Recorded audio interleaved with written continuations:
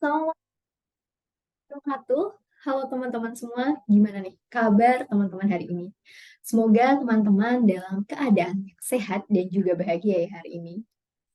Nah, di sharing session kali ini, aku pengen sedikit sharing tentang salah satu pengalamanku juga dan salah satu pembelajaran juga dalam hidupku yang menurutku ini sangat bermanfaat banget buat aku dan berkesan lah gitu. Nah, di sini aku pengen sharing tentang pengalamanku dalam hal leadership tuh. Mungkin kalau teman-teman nonton videoku sebelumnya, aku pernah cerita kalau aku tuh join di salah satu komunitas, yaitu komunitas Data Science Indonesia. Nah, di komunitas ini aku bergabung di divisi People and Culture, di mana aku menjadi head dari divisi tersebut. Nah, aku diamanahi sebagai Head Division of People and Culture di awal tahun 2023 hingga nanti akan habis masa kepengurusannya di akhir tahun 2023. Nah, divisi People and Culture ini tugasnya adalah nge-manage SDM yang ada di komunitas, baik dari talent acquisition, talent engagement, dan juga talent regeneration. Sebelumnya aku memang pernah juga diamanahi sebagai koordinator, baik misal kayak waktu sekolah dulu, waktu kuliah gitu, untuk jadi koordinator ketika ada event gitu. Memang mungkin ini bukan pengalamanku menjadi seorang leader pertama kali, bukan pengalaman pertama, tapi dari tiap peran yang aku jalani itu banyak sekali hal yang aku pelajari dan membawa manfaat juga sih untuk aku ke depannya gitu. Nah, dari beberapa pengalaman yang aku udah lakukan gitu, memang banyak hal yang berkesan tuh ketika ngelit di divisi People and Culture ini gitu. Nah, ada satu hal yang aku pelajari gitu, bahwa menurutku, seorang leader yang baik itu tuh bukan leader yang hanya bisa membawa dirinya jadi lebih baik, tapi juga leader yang bisa membawa anggota timnya untuk jadi lebih baik. Jadi kebermanfaatan yang didapatkan itu bukan hanya untuk diri sendiri, tapi juga bisa mengembangkan orang lain, khususnya anggota timnya tersebut gitu. Karena tentunya ketika kita jadi leader, kita kita akan merasa berhasil gitu ketika tim kita secara tim berkembang dan juga individu-individu dari tiap anggotanya itu juga berkembang gitu. Jadi nggak hanya kita yang jadi lebih baik, tapi tentunya anggota tim kita itu juga bisa jadi lebih baik lagi. Nah, ngomong-ngomong tentang leadership ini, salah satu orang yang jadi inspirasiku dalam ngelit adalah manajerku di kantor. Aku banyak sekali belajar dari beliau dan ilmu-ilmu itu juga yang aku terapkan di timku saat ini. Jadi manajerku sendiri itu menurutku ya, beliau itu tipe yang ngelitnya itu ketika kita tuh ada project gitu. Nah, dia itu terbiasa, biasanya kita tuh ngerjain project itu secara barengan gitu. Misal satu project, mungkin kalau project yang kecil-kecil, satu project itu bisa dipegang dua orang. Tapi untuk project yang besar, itu bisa dipegang oleh satu tim. Karena kebetulan timku di kantor itu hanya ada satu lead dan 4 anggota. Jadi kita setim tuh cuma 5 orang aja. Jadi satu manajer, 4 staff gitu. Nah, jadi ketika mau ada project, itu pasti kita tuh di assign-nya itu nggak pernah sendiri gitu. Jadi entah mungkin 2 orang atau kalau yang project besar, oke kita kerjain bareng-bareng nih satu tim. Dan paling nanti tinggal dibagi tugasnya. Si A ngapain, si B ngapain, si C ngapain, si D ngapain gitu. Nah, dari apa yang beliau lakukan tersebut dan yang aku rasakan dalam timku sendiri, dengan sistem yang seperti itu, aku merasa sense of belonging terhadap project itu dari tiap orang itu tuh ada gitu. Jadi kita berempat nih sebagai staffnya tuh kayak merasa memiliki nih dengan project tersebut. Jadi ketika terjadi kendala atau misal yang lain butuh bantuan itu kita tuh tanpa diminta udah bisa inisiatif untuk ngebantuin gitu karena kita juga uh, merasa memiliki project tersebut jadi kita pasti sama-sama pengen untuk project tersebut tuh bisa berhasil gitu dan ketika misal ada kendala gitu kayak yang lainnya tuh tanpa diminta juga dia udah mau ngebantuin dan kadang inisiatif sendiri atau misal nanya kira-kira bisa dibantu apa gitu. Jadi eh, emang teamworknya itu kerasa banget lah di situ gitu, saling backup satu sama lain gitu. Nah, selain itu juga menurutku yang beliau itu adalah pemimpin yang mau mendengar masukan dari timnya gitu.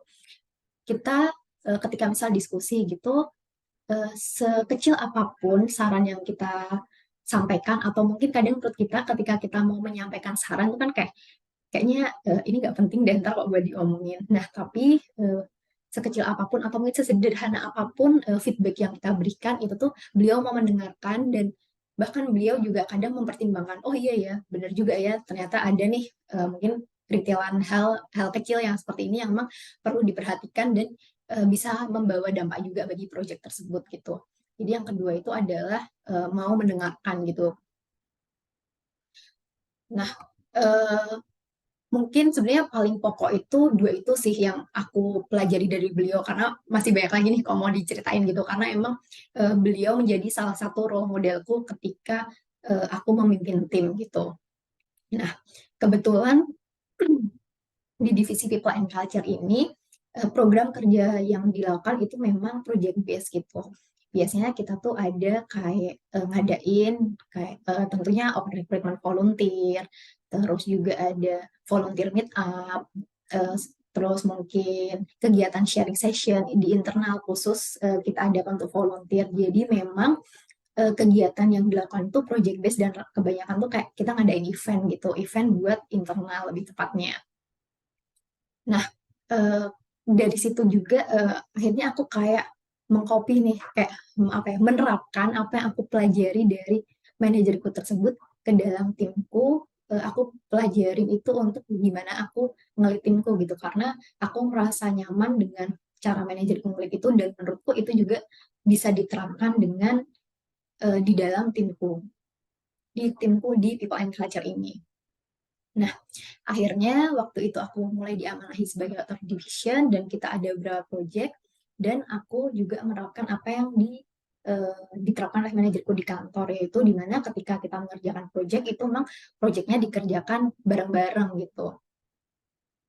Nah, eh, yang pertama memang aku melihat timku di People and Culture ini emang orangnya tuh apa ya engage gitu. Emang kita itu bondingnya udah cukup baik gitu. Jadi ketika mengerjakan suatu project dan dikerjain bersama itu tuh emang hasilnya menurutku udah kadang di luar ekspektasi gitu kayak mereka bisa lebih gitu dan mereka itu emang nyaman untuk kerja secara kelompok gitu jadi emang karena udah bonding juga jadi teamworknya yang dibangun itu juga bagus gitu dan jadi aku juga menerapkan itu dan itu benar baik juga untuk timku gitu. Jadi ketika misal kita ngerjain suatu project, biasanya kita ada misal aku yang lead, terus nanti kita bagi tugas nih siapa ngerjain apa gitu. Nah, terus kita kerjakan masing-masing gitu. Paling nanti misal ada update atau yang lainnya, nanti kita diskusi kan. Nah, dan di situ tuh aku melihat emang timnya tuh bisa hidup gitu dengan diterapkan cara yang seperti itu ketika ngerjain project secara barengan gitu. Jadi kayak tadi sih sense of belonging atas project yang dikerjakan itu tuh lebih tinggi gitu. Jadi ketika misal yang satu nggak bisa datang atau misal yang satu ada kendala apa, teman yang lain itu bisa langsung oh ya udah sini aku aja yang ngebantuin. Oh ya udah ntar aku gantiin ya. Nah, itu sih maksudnya secara individu mereka itu punya inisiatif tapi memang culture tersebut itu memang perlu dibangun di dalam tim gitu. Culture untuk teamworknya itu dan bondingnya itu memang perlu dibangun di dalam tim gitu. Tapi mungkin untuk ini pun juga bergantung juga dengan tipe pekerjaan dan mungkin tipe orang-orang yang ada di situ juga ya karena mungkin ada beberapa role yang memang dia individualis gitu. Misal mungkin kayak desain atau mungkin kayak analis data itu kan memang dikerjakannya tuh emang secara sendiri-sendiri dulu baru mungkin nanti akan diskusi bareng. Kalau misal kayak project yang tipenya event tuh kan memang lebih enaknya kayak langsung diskusi bareng terus dikerjain bareng-bareng gitu. Nah, mungkin ya ini disesuaikan juga sih dengan kondisi timnya seperti apa. Tapi tetap teamwork itu pasti yang nomor satu dan pasti butuh lah itu gitu, tapi mungkin hanya ada beda-beda tipenya gitu lah.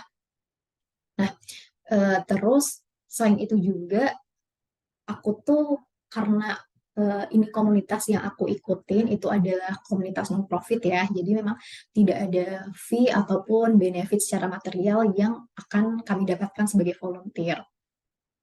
Nah, jadi memang ketika seseorang berkenan atau mau join di sesuatu kegiatan yang bersifatnya voluntary, itu menurutku tuh pasti ada goals atau apa ya, ada ekspektasi yang mereka harapkan gitu untuk mereka dapatkan ke depannya.